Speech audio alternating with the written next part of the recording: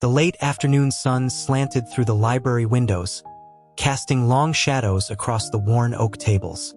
Lucas stared at his phone screen, his fingers tightening around the device until his knuckles turned white. Get cleaned up. I'll be home tonight. The message from Alex sat there, a stark demand against the glowing background. 2 weeks of radio silence while he was on his business trip, and this was the first thing he sent. No hello, no missed you. Just that. A hot, sharp anger twisted in Lucas's gut.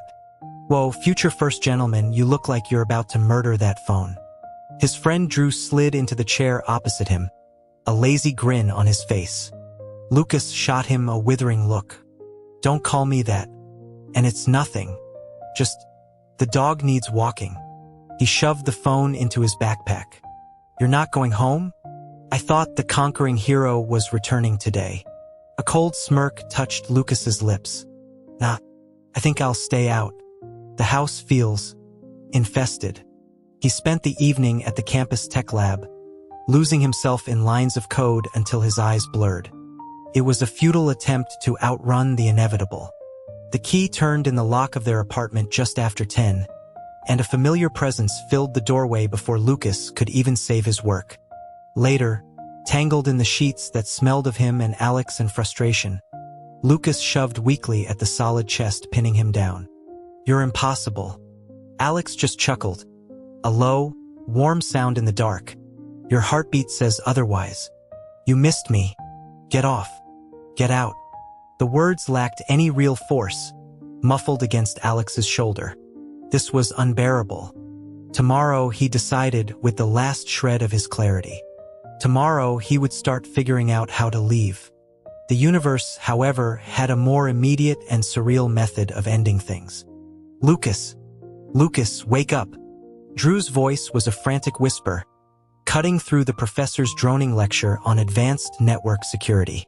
A folded campus newsletter was thrust under his nose. Look, the White House is opening applications for the first son's spouse. You've been mooning over him forever. This is your chance. Lucas blinked, the words swimming on the page. Spousal selection process for first son Alexander Gray. A cold wave of disorientation washed over him. Selection. This was 2 years ago. A memory, not a current event. He was supposed to be married. He was supposed to be planning a divorce. Drew, what year is it? Are you okay? It's 2024. Did you pull another all-nighter? Drew was already tapping on his tablet. Look, I took the liberty. I filled out the preliminary form for you. Just need a headshot. He aimed his tablet's camera. Lucas instinctively covered his face. I don't want to apply. Why not? You've had a thing for him since freshman orientation. Drew's voice rose in disbelief. The chatter in the lecture hall died abruptly. A quiet, authoritative rhythm of footsteps approached from the aisle. Lucas didn't need to look. He knew the sound of those polished dress shoes. Mr. Vice President. Drew straightened up immediately, his voice respectful. Alexander Gray, the first son and student body president, was making his rounds with the campus council.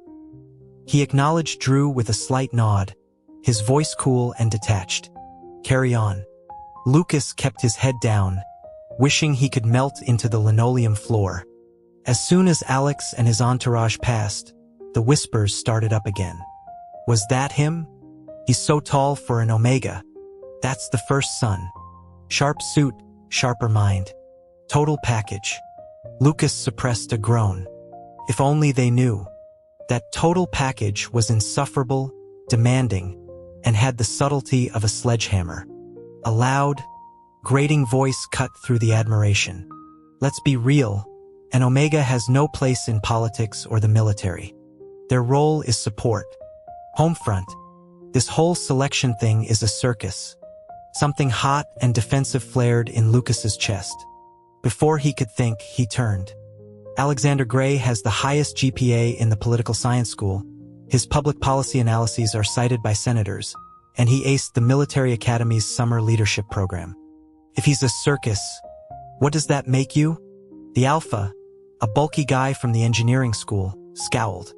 Book smarts. Doesn't mean anything in the real world. Maybe I'll apply too. See who's really built for the job. You enough. The professor barked. The three of you in the back, out. Out. Lucas grabbed his bag, his face burning.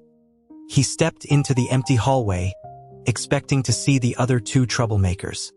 He was alone. Perfect.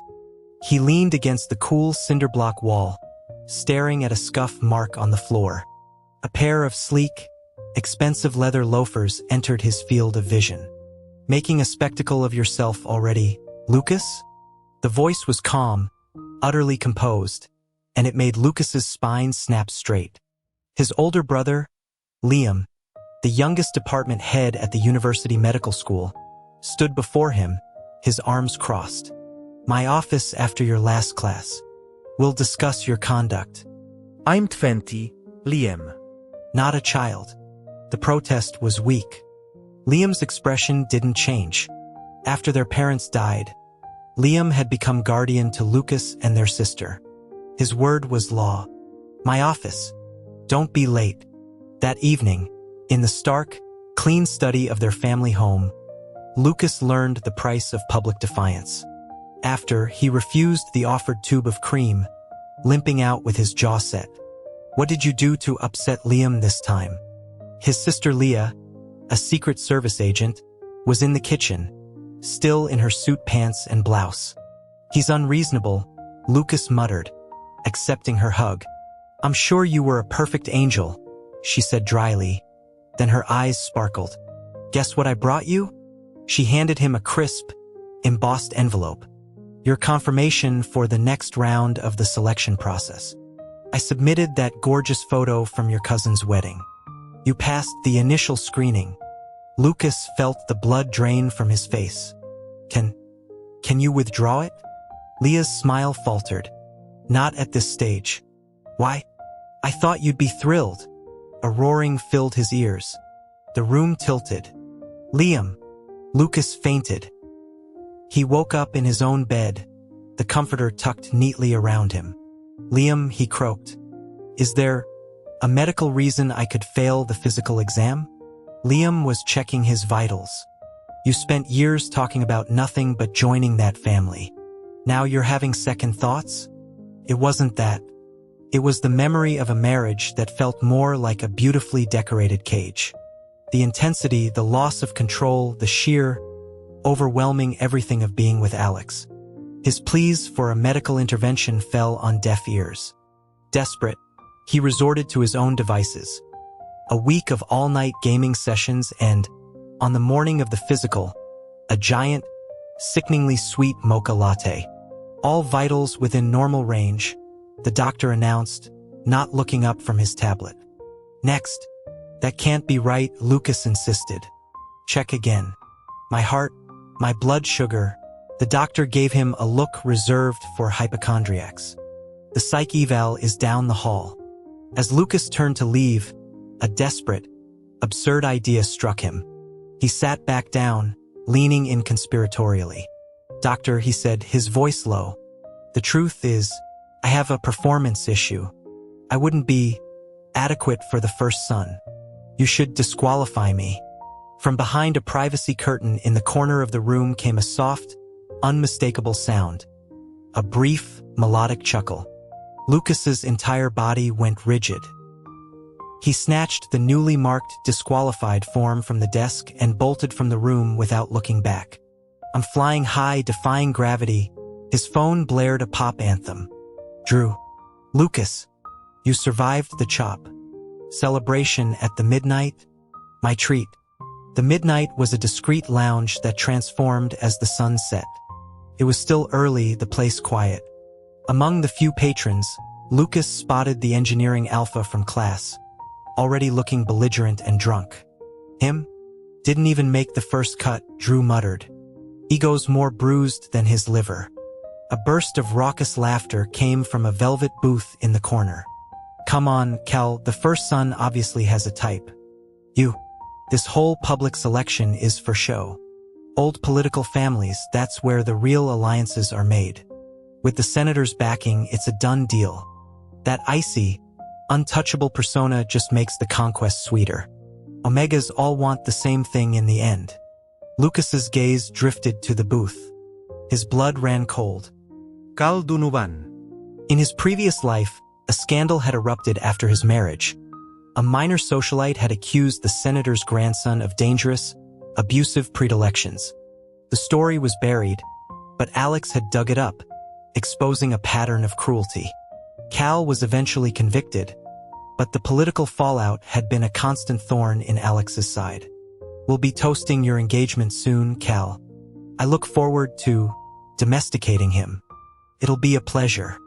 The glass in Lucas's hand cracked, a sharp pain blooming in his palm.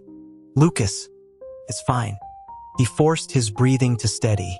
Alex would never choose someone like Cal. But the political pressure from Cal's powerful family, a memory nagged at him. A rumor that without Lucas in the picture, an alliance with the Donovans might have been expedient. He needed to warn Alex. That night, from an encrypted server, he sent a contact request to Alex's private, secure line. Cal Donovan is a predator. He hurts people. Don't let him near you. The acceptance was almost immediate. Who is this? Lucas thought for a moment, then typed back, adopting a persona. Don't ask. Big brother Alex. Just a shy admirer from campus who wants to look out for you. No reply. He tried again. I'm serious. Look into the models and actors signed to his friend's agency, Starlight Talent. You'll see. A red error icon appeared. Message failed. You are no longer a contact. Rude, but fair. It was a suspicious approach. He sent a new request, repeating the about Starlight Talent as the note. This time, the reply came slower. This is a serious accusation. If you have information, we should meet. A face-to-face meeting. Lucas's mind raced. An online order was placed for a long black wig, a simple black dress, a choker necklace, and certain silicone undergarments. The package was intercepted by Liam. Exploring a new style? His tone was neutral. Just cosplay stuff, Lucas mumbled, his face heating. Liam's eyes dropped to his bandaged hand. And this? An accident. It's fine. Liam studied him for a long moment, then simply said, be careful. Something had shifted since the selection disqualification. His brother's usual sternness had softened into a watchful, quiet tension. The night of the meeting, Lucas locked his bedroom door and applied makeup with a heavy hand. At the appointed hour, face obscured by a black mask, he slipped into the midnight. The lounge was now pulsing with bass, a haze of colored light in the air. He brushed off a few clumsy advances and found Alex at a secluded corner table. You made it, Alex said, his voice flat. Have a seat. In a pitched, breathy voice, Lucas laid out what he knew, sticking to facts that could be verified. So, that's everything, big brother, he finished, his vocal cords straining. I'm too scared to do more. Be safe. Let's not talk again. Okay? He went to delete the contact just as the main lights in the club died, leaving only swirling purples and reds. The music shifted, becoming slower, more sensual.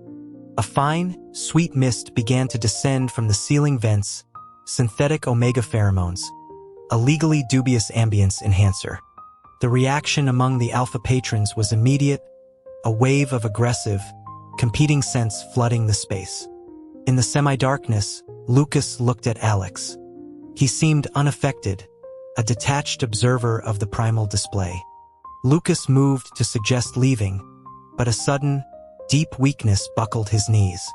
A familiar, consuming heat spread from his core. His own cycle, his rut, had chosen this worst possible moment to begin. The combination of the artificial pheromones and his own biology was overwhelming. Tears of frustration pricked his eyes. Do you need an escort out? Alex asked, catching his elbow briefly before releasing him. The clinical distance of the gesture, coming from Alex of all people, felt like a rejection. In his muddled, feverish state, the lines between his past and present blurred. He stumbled forward, looping his arms around Alex's neck, his mask slipping. He sought his lips. "Why won't you hold me?" Alex caught his wrists, his grip iron strong.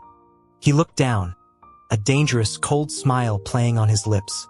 "You seem experienced. Who taught you that?" "You did." The thought was a scream in Lucas's head. In this dark pocket of chaos, Alex was the only fixed point. He hated him for it. Hated how Alex could reduce him to a pleading mess. He surrendered to the old script. "Just kiss me," he whispered, the words slurred. The kiss he received was punishing, a claiming that bordered on violence.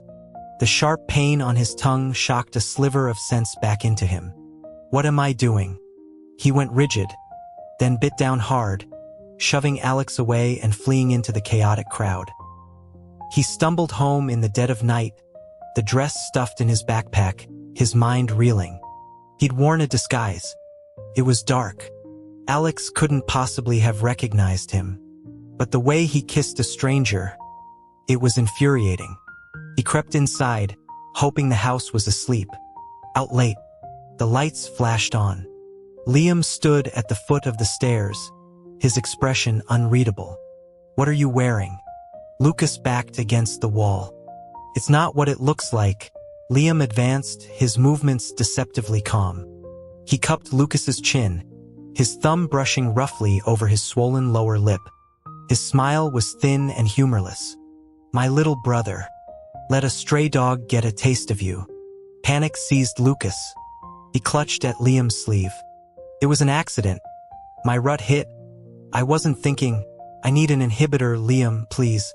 I feel awful." Liam stared at him for a long moment, then swept him up into his arms and carried him to his bedroom. The injection was cold and delivered with more force than necessary. As the chemical coolness spread, dampening the fire, Liam finally spoke. "Lucas," he said, his voice strangely hollow as he applied antiseptic to the cut on Lucas's lip. "I won't be punishing you anymore. Just try to be good. Okay."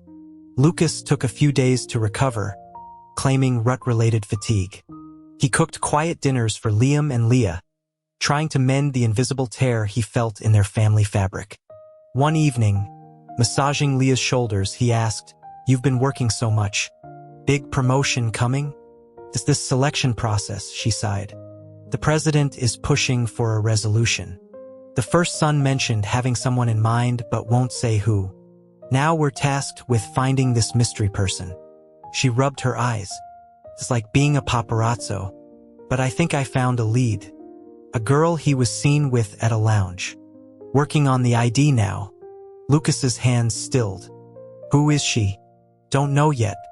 But he never goes to those places. Must be serious."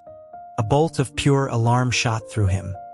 He retreated to his room and, in a moment of catastrophic distraction, sent a message from his main identifiable account. "Please, don't let them trace our meeting. I'm scared." Alex replied simply, "Understood." It was only after he sent it that the horror dawned. He'd used his real account, with his full name, his student ID, his photo. He was an idiot. "Liam," he asked the next day, voice small, "can I transfer schools?" Liam's head snapped up. "Has someone threatened you?" "No, it's just..." "Then no." Lucas returned to campus, resigned. Alex was starting his White House fellowship now. Their paths shouldn't cross. "You sure you're okay?" Drew asked, eyeing him. "Fine. Just post-rut fatigue." "Okay. Hey, I grabbed our electives. Got us into the best one, a full 20 CRS. Wilderness Survival and Tactics, run by the Military Science Department. Knock it out in one semester." Lucas felt the color leave his face. That course was legendary for its impossibility. The final exam had a 100% failure rate. In his other life, he'd avoided it. He'd forgotten. The first Friday session was on the shooting range. Lucas prayed silently not to see a certain instructor. "I'm your instructor for today. Alex Gray." Prayers clearly were worthless. Alex ran through safety and theory with crisp efficiency. When it came time for practicals, Lucas deliberately held back, using a clumsy grip he knew was wrong. Form needs work, Alex commented, stopping behind him. Before Lucas could react, Alex's arms came around him, correcting his stance, his hands closing over Lucas's on the weapon. He guided Lucas's aim. The shot rang out. Bullseye. The recoil pushed Lucas firmly back against Alex's chest. Alex tilted his head, his lips grazing Lucas's ear. Falling for me so fast?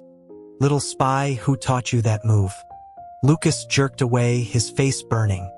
Alex just took a step back, a faint, knowing smile on his face. My apologies. I forgot how timid you are.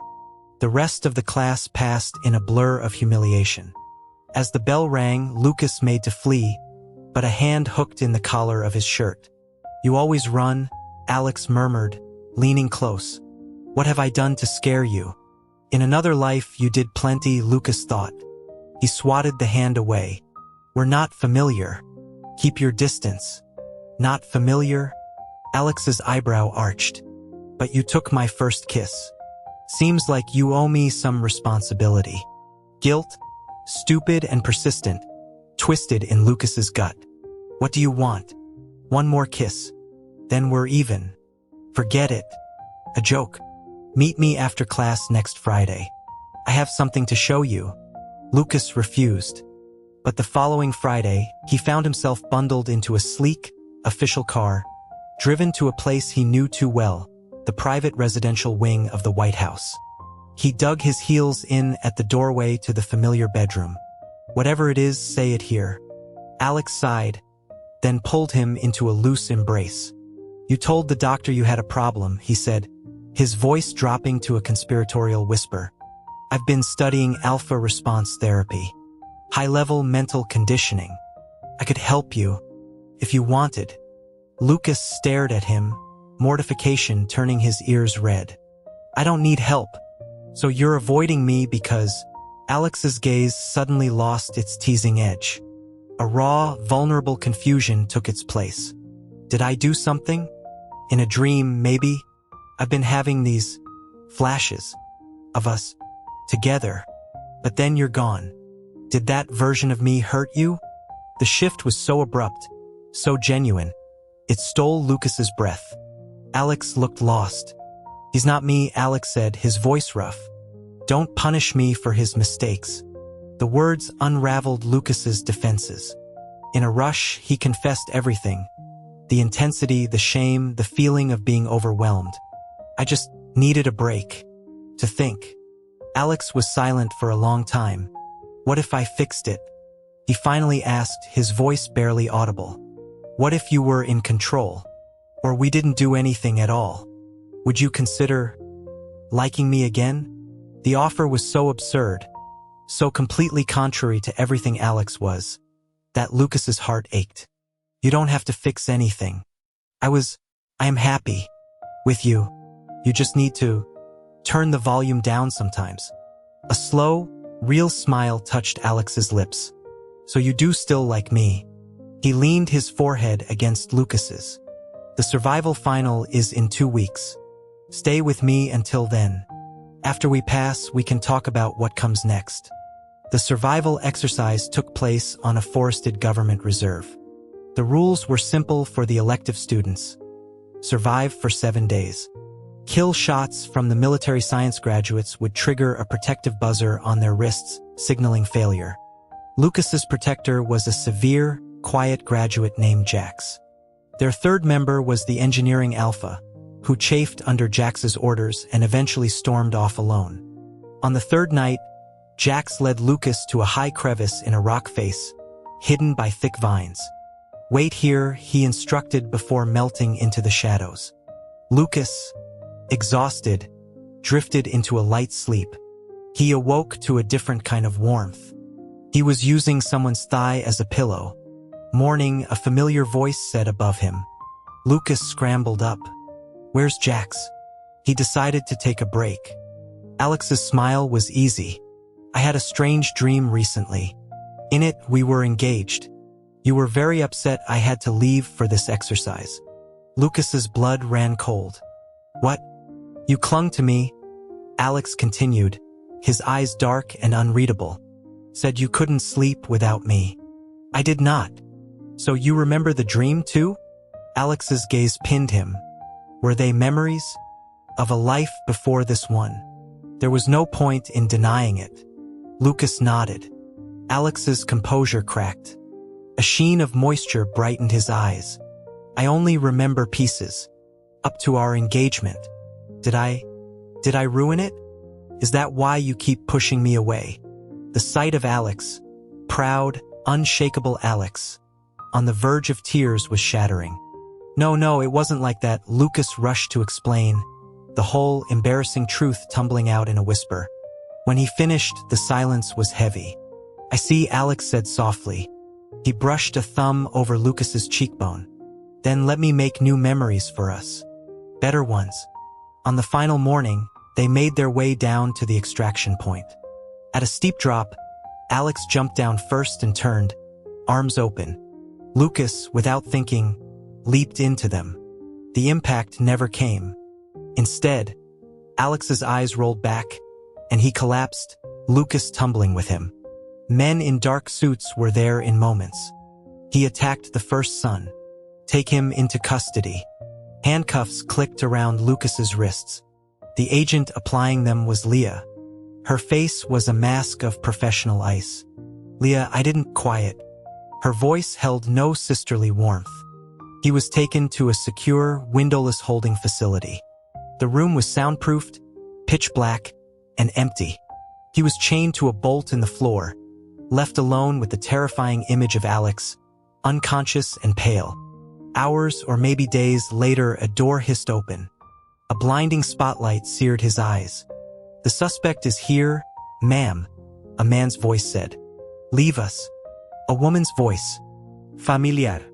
Cal Donovan's sister, Chloe. She was dressed in her signature black, her red lips a slash in the stark light. So you're the one who fed Alex the information about my brother. I should thank you. Saved me a messy scandal. She stepped closer, her heels clicking. But you also interfered. You caught his eye. I find that irritating. Her voice grew colder. Alex won't be waking up. A tragic neurological event.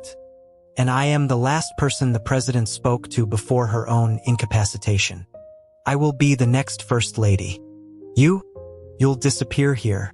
The door sealed shut, leaving him in blinding, silent agony. The light never turned off. He lost track of time, of thought. A deep, crushing despair settled in. He had broken everything. Eventually, the light died. Someone stumbled in, sinking to their knees before him, unlocking the chains, pressing a canteen to his cracked lips. Lucas. It was Liam's voice, choked with emotion. I'm here. He woke in a white hospital room, his vision blurry and fractured. Liam, I can't see. Liam gathered him close. It's temporary. A stress reaction. It will pass. His hands gently massaged Lucas's numb limbs. Alex, dealing with the aftermath, Liam said tersely. He's fine. Don't worry about him. Later, drifting toward sleep, Lucas turned his head toward the doorway. A tall, thin shadow stood there, perfectly still. He stared at it until his eyes grew heavy. Liam sighed, a soft, resigned sound, and stood up. The shadow moved to take his place. I'm so sorry, Alex whispered, his voice ravaged. He gathered Lucas's hand in his. This is all my fault. It was an accident. It was my mind trying to hold two lives at once, failing. Alex's thumb stroked his knuckles. I let them hurt you. A familiar, insistent heat began to coil in Lucas's belly. His cycle triggered by the trauma and the sudden safety. Liam reappeared, checking his pulse. He's too weak for standard suppressants. I'll manage it, Alex said, meeting Liam's glare head-on as he lifted Lucas carefully. Afterward, buried under the covers in the presidential bedroom, Lucas groaned. I want to go home. Alex tugged the comforter down, his smile tender and relentless.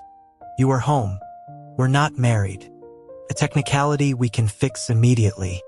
Outside, a meteor streaked across the night sky, a fleeting line of silver fire. A being of nascent power, passing by the city, felt the pull of two powerful, conflicting desires from the building below. One a wish for endless connection, the other a fleeting urge for escape. Amused, it tangled the threads together, weaving a new possibility, a second chance born from both longing and revolt, and set it adrift in the stream of time.